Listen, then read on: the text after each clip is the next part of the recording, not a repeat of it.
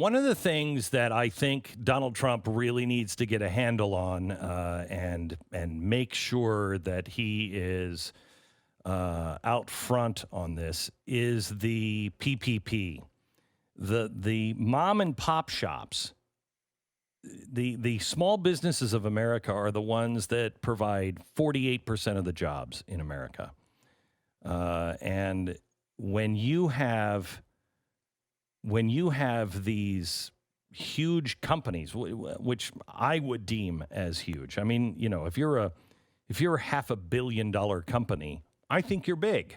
You're not the pizza place, and the pizza place should have equal footing with everybody else when it's coming in line. In fact, I think some of these mom and pops, if we're not helping the entrepreneur, you will lose the next line of entrepreneurs, and that is what makes us different. You have Fiesta Restaurant Group. They employ 10,000 people. Okay, so they got a loan of $10 million. Now, Fiesta Restaurant Group. Let me look up let me see if I can jump on here and see what that is. The Fiesta Group. No, it just sends me to their stock. Their stock is crashing. It's like a Pollo Tropical, Taco Cabana, several in that realm. Okay, so at least 75 companies that have received the aid were publicly traded and received a combined $300 million in low-interest taxpayer-based loans. Okay, I think these are big businesses, but what are we doing for the little guys? So there's this whole. Did you see the list of the public companies, the big publicly traded companies that were helped out? I've seen bits and pieces. Some of the companies, yeah. I mean, I know Shake Shack was one we talked about earlier this week, and they actually were returning their loan. They gave the money back. Yeah, and it's not. Should. Look, I understand that there's differences. If you're a franchise owner and you own one of these places, you are running a small business, and the concept is, look, I've got a location. I only employ, 30 or 40 people in this location. Well, I am a small business, just like another small business with that same size. But under that big umbrella, it's definitely not what the average person pictured when they talked about small business loans. And you wonder if there's a better way to go through the larger corporation for some of that stuff. Right. So if McDonald's is getting a small business loan, I have a problem with it. But if my local guy filed with a local bank and he owns a McDonald's, that's totally different. But McDonald's as a corporation should not be standing in line with everybody else, because McDonald's is always going to get to the front of the line. So they have an advantage when they go to the front, when they are employing so many people. That's not a small business. The local McDonald's is a small business. And if it's locally owned, I understand that. Starbucks, if Starbucks goes and files for, a loan as a small business, excuse me, no. But my local Starbucks is a franchise. That guy only makes money 2 days out of 30. So he's not going to be able to keep that open. So, yeah, I want to help him keep his doors open, but I don't necessarily want to help Starbucks. Does that make sense? Of course. And that's not what anyone thought of when they talked about this thing, when it was approved. I think everyone recognizes, people think of like, okay, I've got a guy, there was a story I heard yesterday of a guy who dumped his life savings into opening a restaurant in January. That sucks in a major way. And it's like, well, that person, it's totally not their fault. They didn't do anything wrong. They were asked by the government to go out of business, basically. Right. So, of course, those are the types of people that if we're going to comply with these policies in a short-term basis until we can get things restarted and understand this thing and build up our PPE and all those other things, then it makes sense to offer them some sort of compensation to get them through this time so they can hopefully keep their employees employed and everything else. But I will bet you that guy gets nothing. Well, yeah. I'll bet you that guy goes in for a loan and he doesn't have 12 months of records. Yeah. So he doesn't have any business record to show that he would have succeeded. So I can guarantee you that guy's just out. And that's just one part of it. Right. We know a lot of small business owners across the country that we've dealt with over the years. And so many of them I've heard from that say basically version of the same story, which is if you went to the bank all the time and had a relationship with a specific banker and you did business there all the time, you got in front of the line. If you were a business that was running on cash flow and didn't need loans from the bank all the time, well, then you didn't have a relationship like that and you were not able to get in line. And a lot of those people got, tossed out of the program. Now, they did approve all this new money. Maybe we'll see that get solved here with a second batch. I'm never optimistic with a government program, though. Never optimistic on that.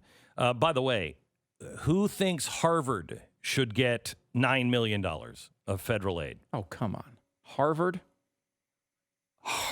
They've got a Harvard. They have a $30 billion endowment, right? Or more? No. It's $41 billion. Oh, sorry. $41 billion in their endowment, and they came and had their hand out for $9 million, and they say they can't make it without it. Oh, come on. Excuse me?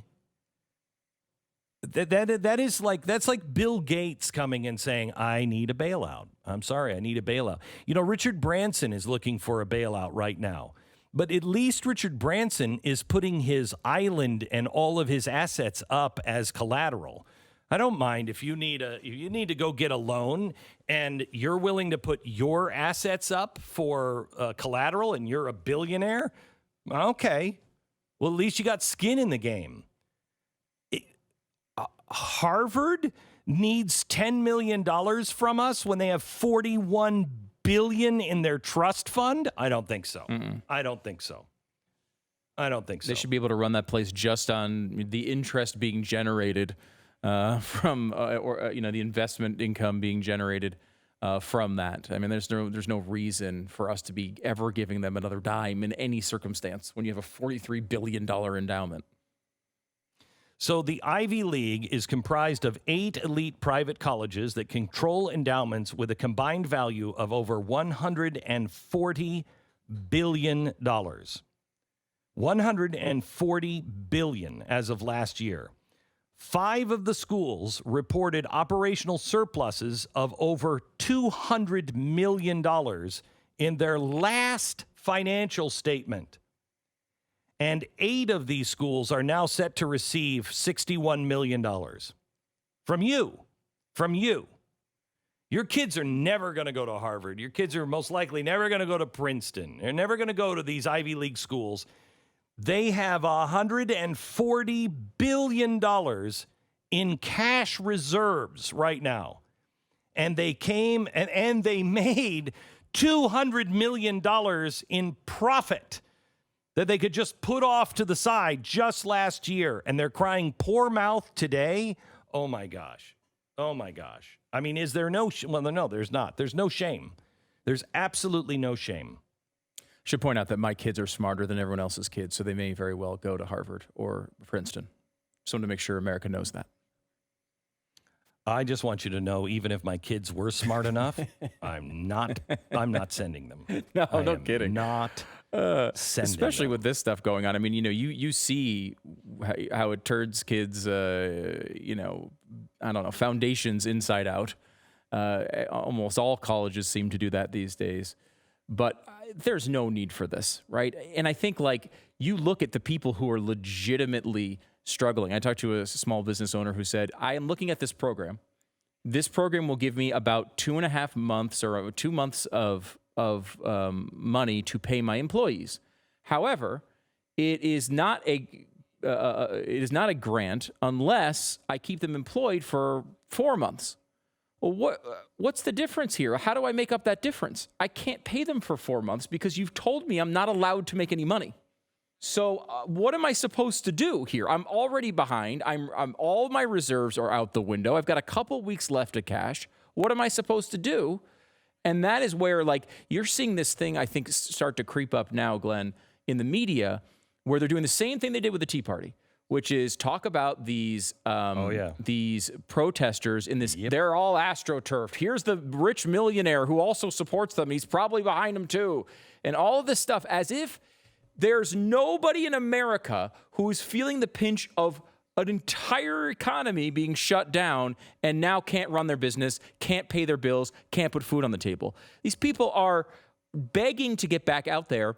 And look, we may need to keep this closed down for a longer period of time, particularly in certain areas where it's really bad. Still to this day, the tri-state area is probably the top of that list, in New York, Connecticut, and New Jersey. But the bottom line is these people are real people who have real jobs and real families, and you're not letting them go to work to earn money to support their actual kids and spouses. That's a massive problem. I'm not surprised they're out there protesting. Would anyone have compassion for Google or Apple coming with their hand out at this point? No. They've got cash. They're making money hand over fist. Listen to this. Brown University has $4.2 billion in endowment. They just got almost $5 million from the United States government. Columbia has $10.95 billion. They just got $12 million from the federal government. Cornell has an endowment of $7 billion. They just got $12 million. Dartmouth, $5.7 billion in their endowment. They just got $3.5 million. Harvard, $40 billion in their endowment. They just got $8.5 million. University of Pennsylvania, $14 billion in endowment. They just got almost $10 million. Princeton has $26 billion. They're getting $2.5 million from the United States. Yale University, $30 billion. They just got $7 million from you, the taxpayer. For what? None of these people ever pay taxes. They don't pay taxes. They don't play by the same rules. This is despicable, what is happening. Donald Trump needs to hold these corporations and these kinds of institutions accountable. They should not get a single dime, period.